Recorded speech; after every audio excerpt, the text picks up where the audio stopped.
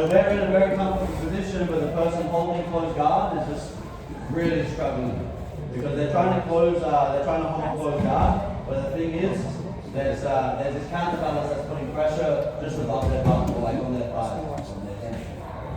So this pressure is like forcing them to open their closed guard. That's what we want to achieve. If that's the case, so if that's the case, I've got my closed guard. Maya does a second option where she keeps her legs inside my hips, or when she counterbalances and squats. Now I force her open. She always has to ensure one knee stays in and her elbows are in. Now she's on the way to passing my guard. Me as the bottom player is going to have to start to try to get my guard back. Right? The first one we did, where her legs come up to the outside of my hips, okay, is makes you very susceptible to people grabbing your legs and hip bumping you and lumberjack sweep. And what they do, they throw their hips to the inside of your knee to pull you down. So, how to fix that? I'll talk about this quickly, then we'll play a game. How to fix that? So Maya's going to do the same thing. As soon as she comes up, as soon as she retracts her arms and her elbows come in, she pushes her hips forward. Okay? This straight away makes me very weak because her hips are so far forward. If Maya stays hunched over like this, very easy to control her posture, break her balance. But as soon as she extends her hips, it's a lot harder to do. Yeah? So the first option, if you're going to come up with your knees,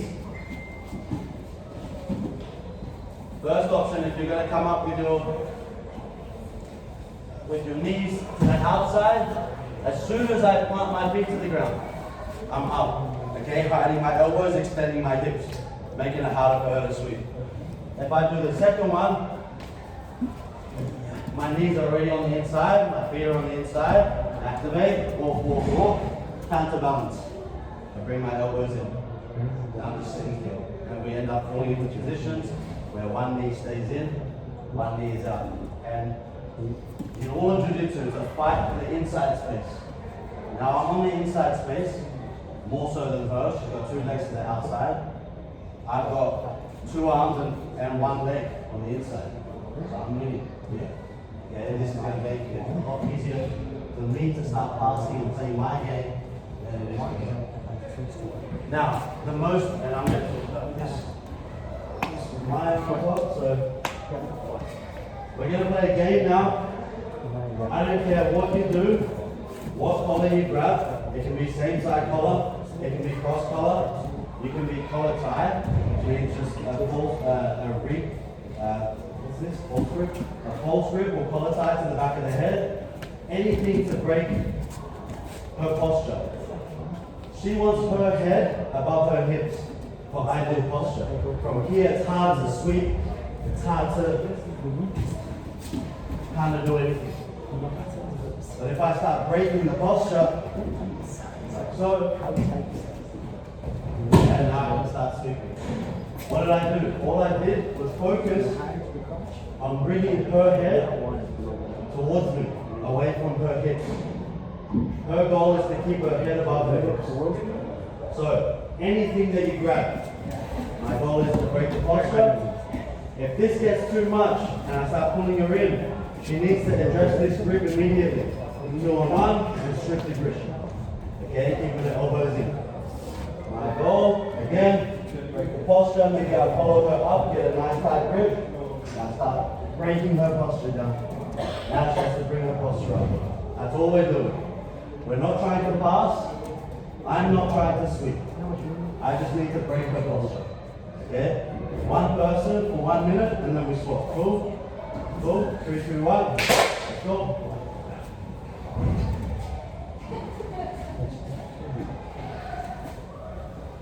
So obviously start at like 20%, yeah? And then slowly increase.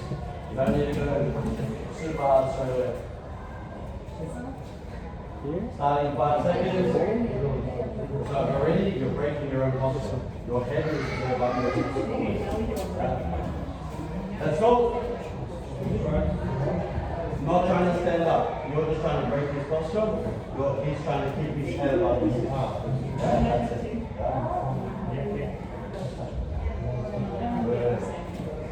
As a top player, you always want your elbows in to the inside. Good.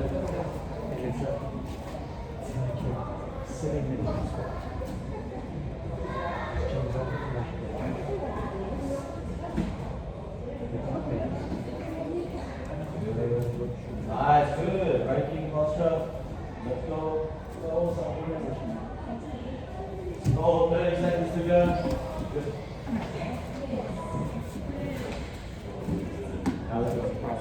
It's like a tripod. No idea what's that. Let's go, let's go. Fight for those grips. Top player, get those grips off. That's the fight, exactly. Keep going, don't stop, don't stop. 3, 2, 1. Ball, stop. 5 seconds. 3, 2, 1. Let's go, break that posture, keep that guard closed. That guard is everything. As soon as you open that guard, it's weak. Use your knees.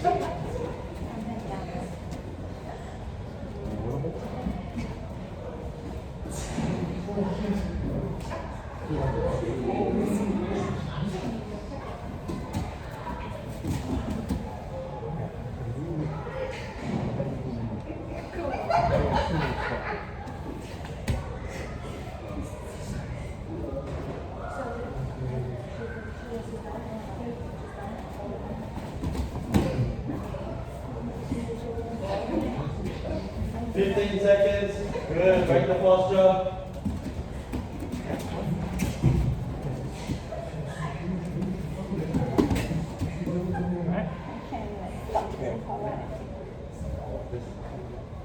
Good.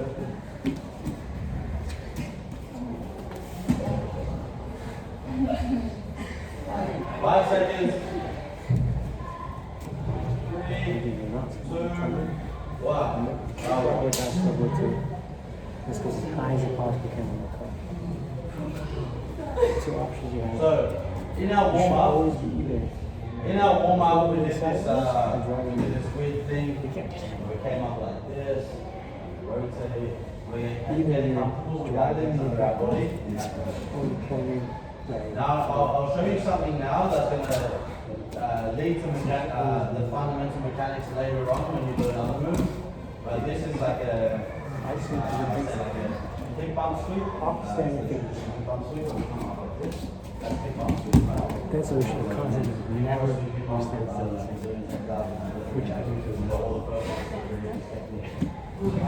this hip bump sweep is going to give you good fundamentals. But why do we use it? Because I think you may have noticed during this game, this is a very important game in Jiu-Jitsu because sometimes a lot of fights end up here. But I can tell you firsthand, this person is the one who is going to start getting points. It's that person's got the pass. It's a little bit unfair though because I got way more offense from here. I control the inside real estate. Yeah, she's nowhere near my inside space. I've got my legs wrapped around her waist and I have access to the inside space. Yeah. Okay, I can control here. I can try to take some arms across and start going up towards her back. You know, there's a lot of things I can do. You know, so her urgency, or she has urgency to try to escape. I can just chill and just work out some grips, break posture, and start working towards submission to the switch. It's really annoying though when they have good posture and their head is over their waist. When her head is over her waist and she's being really playing like non-jiu-jitsu or anti-jiu-jitsu, okay? It's a great opportunity for a hip bump sweep. What's a hip bump sweep? I'm going to connect my opposite shoulder to her opposite shoulder, essentially. So I want to come up and connect my shoulder to her opposite shoulder. If it's in the other direction, notice I never unlock my guard. I come up and I connect my shoulder to her opposite shoulder. As I'm pushing through, notice I disconnect my legs and I'm doing this weird thing that we did before, this weird rinse clean wipe up, as I bump my hips into her chest.